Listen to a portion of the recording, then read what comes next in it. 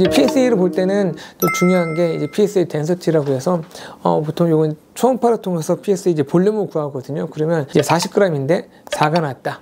그러면 이제 40분의 4니까 0.1이 됐죠. 덴서티는 보면 0.15보다는 좀 낮은 편이니까 0.1이니까 그렇게 높지 않다라고 봐서 CC당 0.1 미만이면 조금 그래도 괜찮지 않나라고 얘기를 하고요. CC당 0.1보다 넘어가면 이거는 좀 암일 가능성이 좀 더 높다, 이제 그렇게 이제 보기도 합니다. 또 그리고 PSA 벨로시티라고 얘기를 하는데 PSA가 얼마나 빨리 상승하느냐, 보통 1년에 0.75를 저희가 기준으로 많이 사용을 합니다. 그래서 이거는 이제 상대적인 거예요. 한번 검사를 해서 내가 원래 6이었는데 그럼 이 사람을 6이니까 앞으로 어떻게 할 거냐, 이 사람은 6은 그냥 기본값 세팅이 된 겁니다. 그러면 앞으로 이 사람이 6개월이나 또는 1년 단위로 PSA 계속 검사를 하거든요. 그럼 이 사람이 보통 1년에 0.75 미만으로 이 PSA가 상승한다라고 하면은 이 사람은 암일 가능성이 좀 낮다라고 봅니다. 그런데 6인 사람을 계속 추적 관찰하는데 상승폭이 1년에 0.75가 넘는다. 다시 또 재차 조직 검사가 필요할 수 있기 때문에 이제 PSA 급격한 상승이 있을 때, 그래서 얼마나 빨리 상승하는지 그걸 이제 보고 얘기를 합니다. 우리 병원 같은 경우는 이런 부분에 있어서 이제 PSA 상승을 이제 당일날로 확인할 수 있고, 이제 MPMRI를 당일날에 찍을 수 있고, 또 당일날에 조직 검사까지 가능한 이제 세팅이 돼서 아마 이런 것들이 좀 더 빠른 의사결정을 하는데 도움이 된다라고 보시면 될 것 같습니다.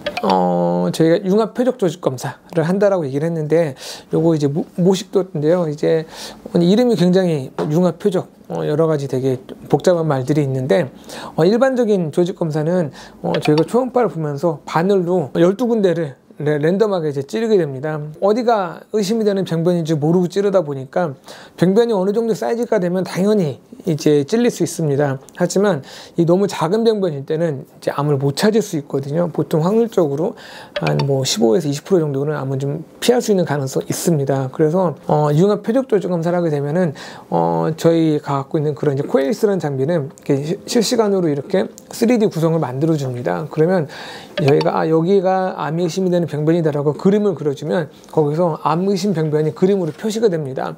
그럼 저희가 바늘로 찌를 때마다 현재가 어디를 찌를 예정이고 어디가 찔렸다라는 것들을 실시간으로 확인할 수 있고요. 찌른 것에 대해서 실제로 MRI 영상과 입힌 초음파 영상을 우리가 비교하면서 조직 검사를 하기 때문에 그런 높은 정확성의 조직 검사 가능합니다. MRI에서 암 의심되는 부분만 찌르면 사실 되긴 합니다. 하지만 모든 암 병변이 MRI에서 안 보이고 뭐 초기 병변도 있을 가능성도 있기도 해서 저희가 보통은 이제 표적에서 여기를 찍고 나머지 부분도 좀 더 적당하게는 일정 간격을 두고 시스템 바이옵시를 같이 하긴 합니다. 그래서 사실 MRI 융합 표적 조직 검사를 한다는 거는 그런 기존의 시스템 바이옵시도 하고 이 표적 조직 검사도 한다라고 사실 이해하시면 될 것 같아요. 그래서 확률이 훨씬 더 이제 높아지겠죠.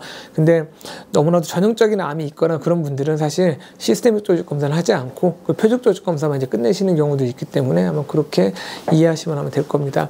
어쨌든 이제 표적 조직 검사를 하게 되면 전체적으로 찌르는 그런 이제 코어 숫자는 줄기 때문에 감염이라든가 출혈이라든가 합병증이 좀 최소화될 수 있는 장점이 있기 때문에 이제 융합 표적 조직 검사가 굉장히 많이 도움이 된다라고 생각할 수 있을 것 같습니다. 앞에 나왔던 얘기인데요.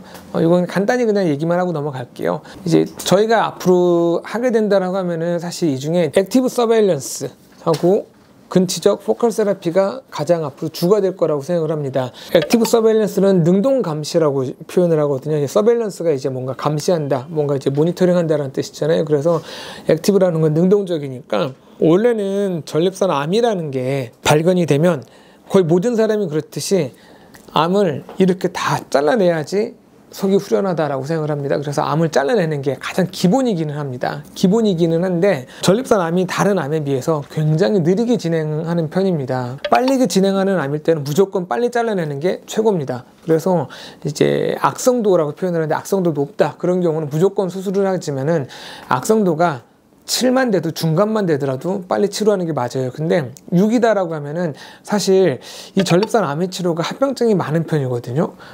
그런 요실금도 생길 수 있고 그런 발기부전도 생길 수 있기 때문에 비교적 나이가 젊은 사람들은 그러니까 지금 전립선을 잘라내는 치료를 하나 5년 뒤에 잘라내는 치료나 완치가 똑같아. 근데 내가 지금 전립선을 잘라내면 지금부터 요실금이 생기고 지금부터 발기부전이 생겨. 근데 너는 5년 뒤에 수술 하나 지금 수술 하나 똑같아. 라고 하면 지금부터 계속 불편할래? 아니면 5년 뒤부터 불편할래? 라고 하면은 상당수의 사람들은 5년 뒤부터 불편한 거를 선택할 가능성이 높습니다.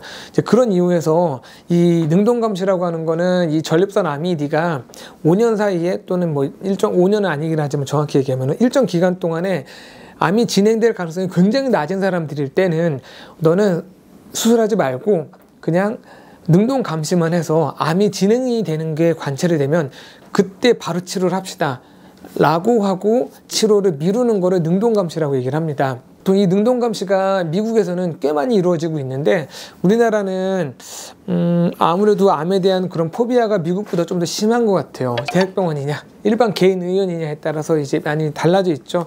뭐 MRI는 이제 개인 의원에서 보통 가지기는 어려운 장비죠. 또 CT도 마찬가지고요. 퓨전 바이옵시도 사실 마찬가지고 뭐 나머지 하지만 이제 그런 비대증을 치료하는 홀랩 같은 그런 레이저 같은 경우는 이제 사실 뭐 대학병원이나 개인병원이나 이제 할 수 있죠.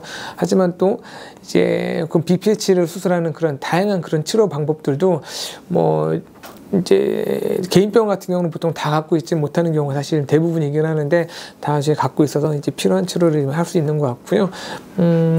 또 우리 병원의 장점이라고 하면 대학병원과의 봤을 장점은 아무래도 이제 BPH를 치료하는 모든 스펙트럼을 다 갖고 있다는 것과 아무래도 한 곳에서 모든 검사가 다 이루어지기 때문에 이제 빠르게 검사가 가능하다라고 하는 게 장점이고 그런 부분이 결국은 이제 대기 시간이 짧아서 이제 암이 있을 때 훨씬 더 빨리 또 이제 진단을 하고 거기에 따라서 치료 결정과 그 치료 진행이 이루어질 수 있다는 게 우리 병원의 장점이 될 수 있을 것 같습니다.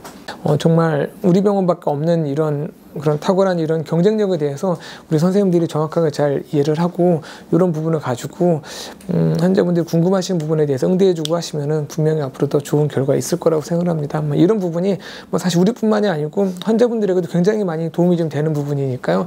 아마 이런 부분에 대해서 좀 더 자신감을 가지고 잘 한번 응대해주고 하시면 아마 좋으실 것 같습니다.